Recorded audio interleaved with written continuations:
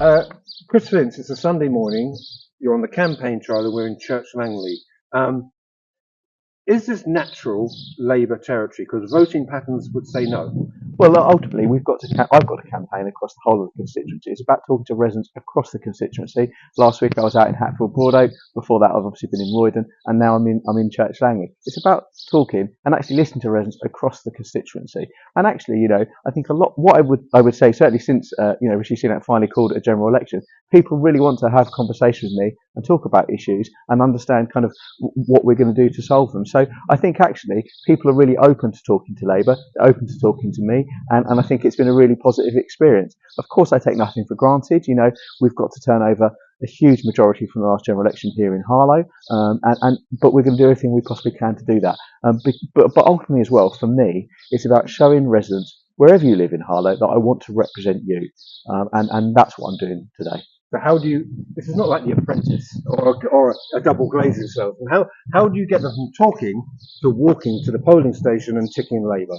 Well, I think it is about that ongoing conversation. Really, I mean, sometimes it's as simple as they've got some casework and you can help them sort it out, and that's something certainly, hopefully in my ward, a Little Pond, and people will tell you that I've been doing week in week out for the last 6 years. But it is about those ongoing conversations. Of course, some of it is out of my control.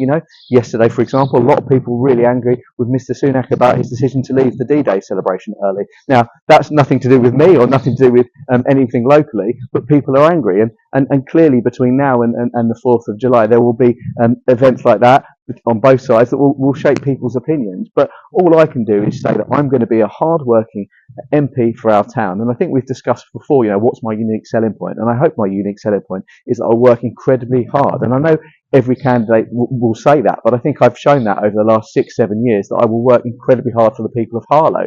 And the case in point, of course, on that is the fact that every time Mr. Starmer's come to Harlow, I've lobbied him about regeneration in Harlow, particularly, as you know, the new hospital. And Labour have made a commitment to ensure that we get a new hospital in Harlow after, unfortunately, 5 years of a failed attempt by this current Conservative government. So my unique selling point will always be that I will stand up for residents in Harlow, and that will be my key focus. And also things like aspiration. Do you speak to the people who say aspiration is part of their DNA in Harlow? Well, look, I think Harlow is an incredible town. I think it's unique. I'm sure other new towns may have this. And having chatted to Steve Jewett from the Newtown Neurotics last night, that community spirit, that sense of kind of community and working together is a key feature of Harlow. I think aspiration, like you say, is a key point as well. It's something that I've always wanted to foster in my previous career as a teacher, and certainly I do in my current role as a charity worker. So I think for me, it's about how do we make sure that, and it's a big thing that I like talking about education. It's making sure that actually our education system caters for everybody. And for me as a Harlow MP, how does it cater for everybody in our town? And I've said to you before, I'm very concerned that what we've got at the moment is a very narrow curriculum. And I say this as a former maths teacher. And actually, we need a curriculum that caters for everyone in our town and gives everyone the opportunity to aspire and to be successful. Just switch to education there seamlessly. People like Vic Goddard, heads like Vic Goddard, are very concerned about budgets and what they've got, possible cuts for teachers and recent come September. What's your message to heads like Vic Goddard and the other heads of the town?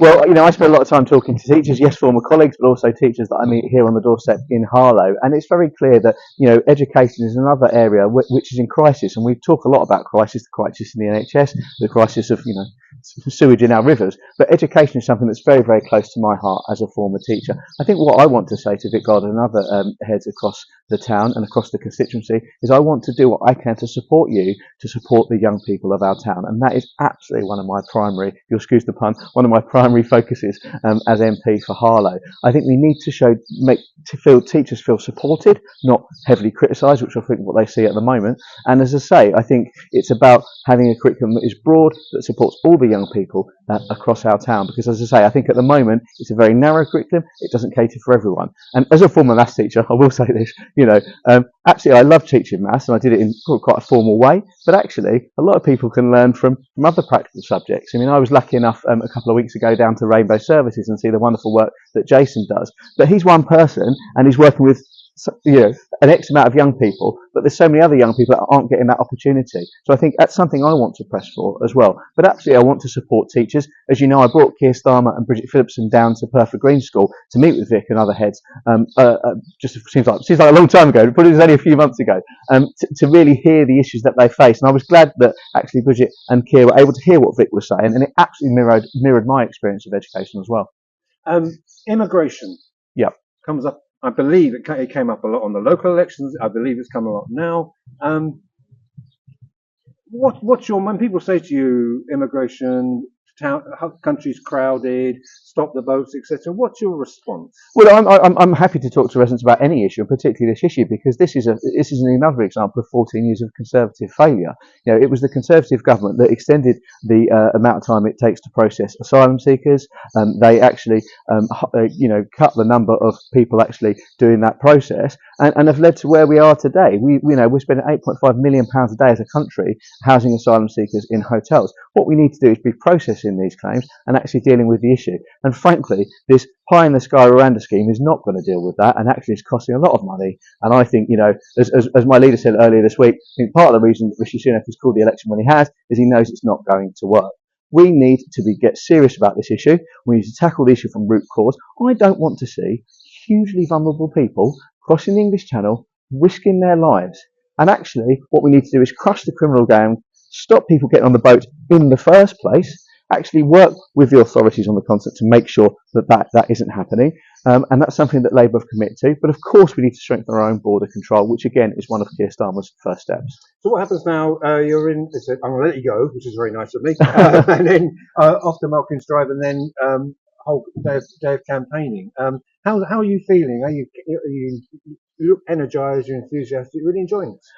I do really enjoy campaigning, and I really enjoy knocking on doors, listening to residents and talking to residents and having those conversations. I have to say, I think the big difference, you and I are interested in politics, and we're interested in politics, 365, or you may, but generally we're interested all year round. And I think it's fair to say that for a lot of people, they're not, and it's only when it comes to election time you're having these sort of conversations. So I'm really enjoying the fact that sort of people want to talk about politics, people want to talk to me about politics. So yeah, absolutely, it's a whole day of campaigning. I will continue to campaign as much as I possibly can. I've still got a day job, as you know, but I'm trying to campaign as much as I can to get out and listen to residents.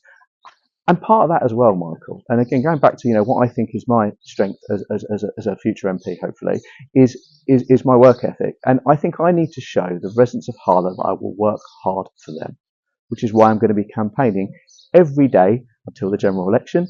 And I will continue to campaign. When I say campaign, I mean actually working with residents, talking to residents, picking up casework, dealing with casework when I'm elected. And that's a commitment, a firm commitment you will get from me as your MP.